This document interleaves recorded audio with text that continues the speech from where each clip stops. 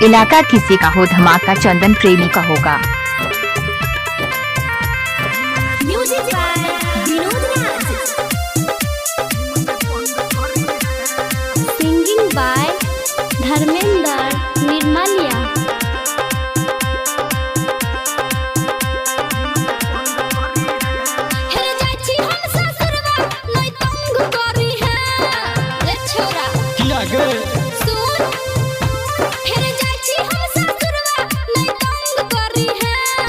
करत रही है जाने सिम ने बंद करी है, फोन करत रही है जाने सिम ने बंद करी है।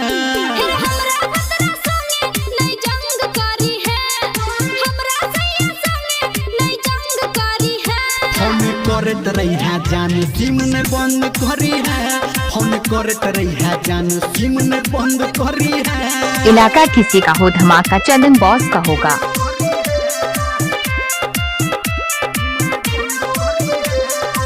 डीजे रंजन बिस्फी, माँ गायत्री रिकॉर्डिंग स्टूडियो।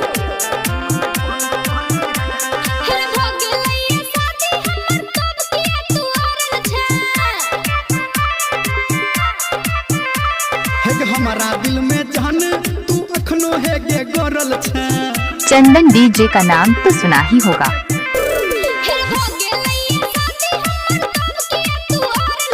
हमारा दिल में सोना तू अखनो है गे गरल छे।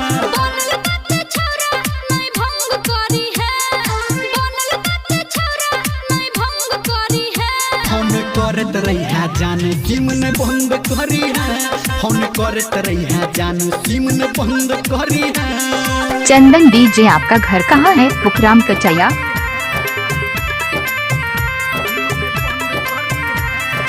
डीजे रंजन बिस्फी,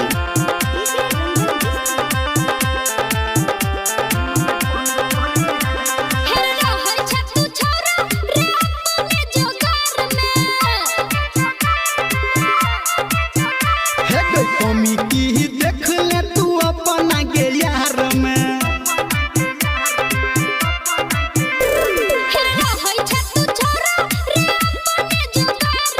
कमी कौन रहे गोर की हमारा के प्यार में।